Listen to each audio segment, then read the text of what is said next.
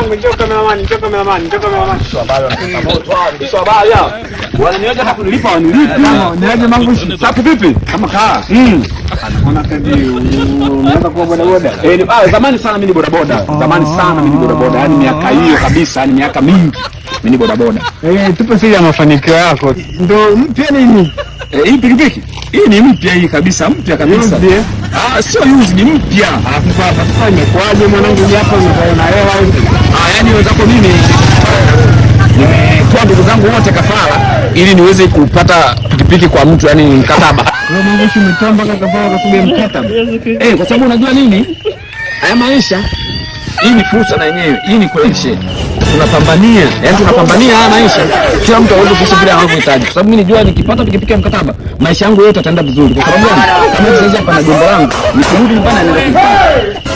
Wewe ndio hii plot yangu. Mimi wenzako unaniona nani nimeamua tu kufanya hivyo.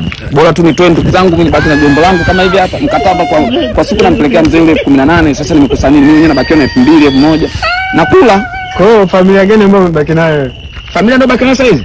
Kiukweli sasa hivi labda pale nyumbani ndio baki nao familia yangu kubwa kabisa labda pani.